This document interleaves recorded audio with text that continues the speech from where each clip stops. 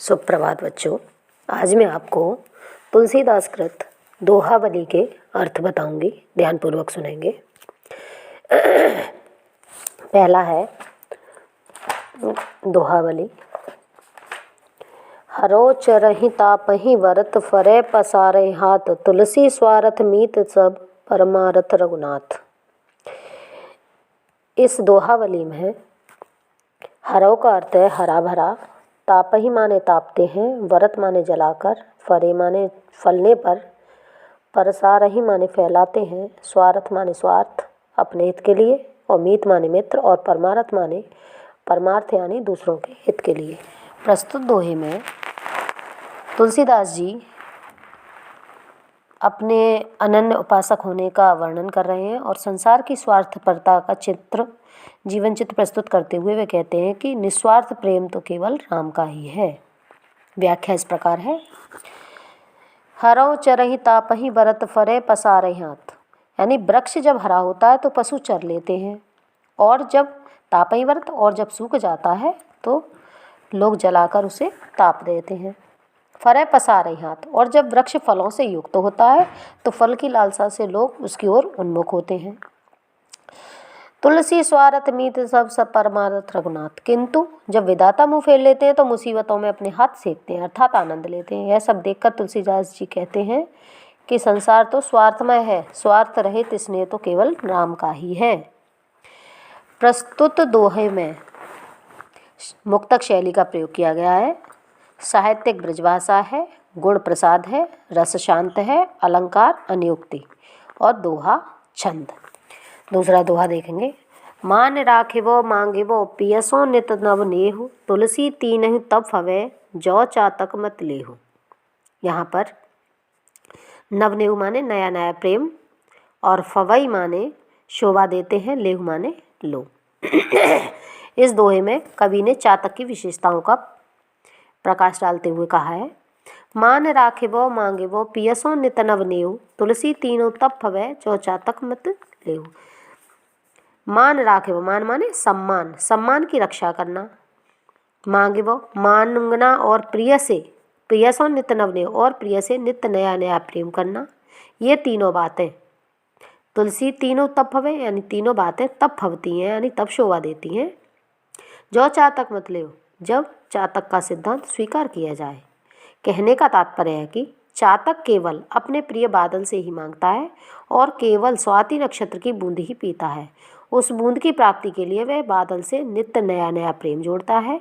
उसी प्रकार व्यक्ति को भी केवल अपने प्रिय से ही मांगना चाहिए। उसकी इच्छाएं अल्प होनी चाहिए और इच्छा पूर्ति के लिए प्रिय से नया नया प्रेम जोड़ना चाहिए। तभी उसके जीवन में सफलता और प्रेम की अनन्यता सिद्ध हो सकती है। यहाँ भाषा ब्रजभाषा है, मुक्तक शैली है, अनुयुक्ति अनुप्रास और अनुप्रास अलंकार है, शांत रस का प्रयोग किया गया है, और दोहा छंद है।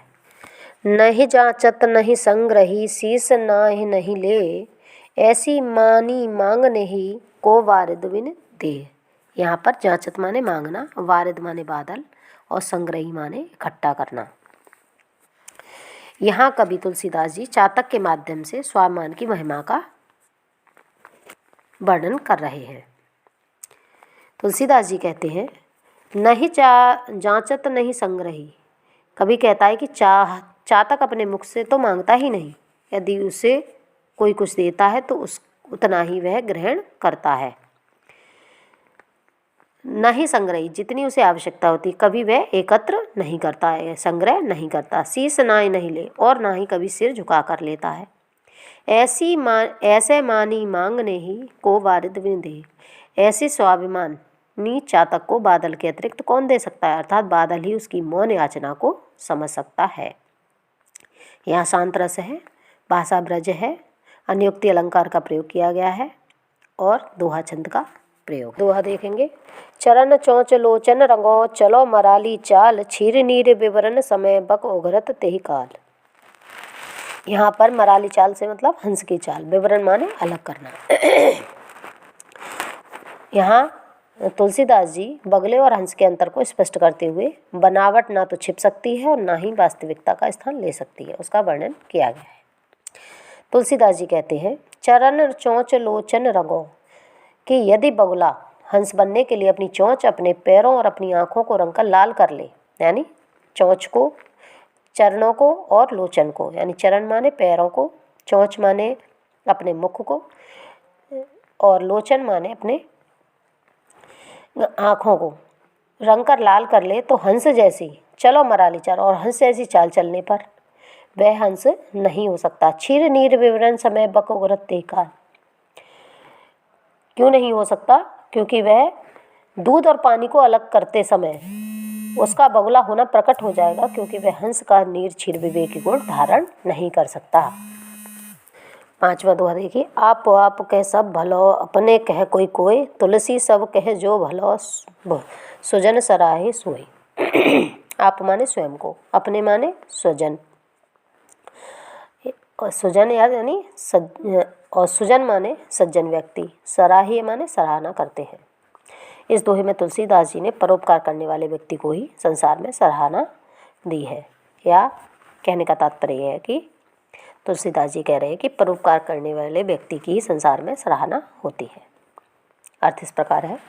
आप कह सब भलो, अपने कह कोई कोय, तुलसी सब कह जो भलो, सुजन सराही सोई। अपने लिए तो सभी भले होते हैं और सभी अपने लिए भलाई का कार्य करने में लगे होते हैं, किंतु कुछ व्यक्ति ऐसे होते हैं जो स्वयं का भला करने के साथ ही अपने मित्र एवं संबंधियों के भले के लिए सदैव तत्पर रहते हैं। तुलसीदास जी कहते हैं कि इनमें भी श्रेष्ठ वे व्यक्ति होते हैं जो सभी को भला मानकर उनकी भलाई करने में लगे रहते हैं। तुलसी सब कैसो भलो, सुजन सराय को लगे रहते हैं, यानी कि इस प्रकार के व्यक्ति को ही सज्जन व्यक्ति की द्वारा सराहना की जाती है। दोहा नंबर 6 देखिए। ग्रह भेषज जल पवन पट, पाए कुजोग सुजोग, होए कुवस्तु सुवस्तु जग लखई सुलक्षण लोग। यहाँ पर भेषज माने औषधि और कुजोग माने कुसंगति और सुजोग माने सत्संगति। प्रस्तुत दोहे में सत्संग के महत्व का प्रतिपादन किया गया है। तुलसीदास जी कह रहे हैं, ग्रह भेषज जल पवन पट, घर, औषधि, पानी, पवन माने वायु, पट माने वस्त्र आदि को, पाए कुजोग सुजोग, यदि बुरी संगति मिलती है तो बुरी हो जाती है। होए को वस्तु सुवस्तु जग, और यदि इन्हीं वस्तुओं को अच्छी संगति मिल जाए तो अच्छी हो जाती है। लखई सुलक्षण लोग, इस रहस्य को गुणवान व्यक्ति ही जानते हैं। प्रस्तुत दोहे में अनुप्रास अलंकार है, शांत रस है, भाषा ब्रज है और छंद दोहा है।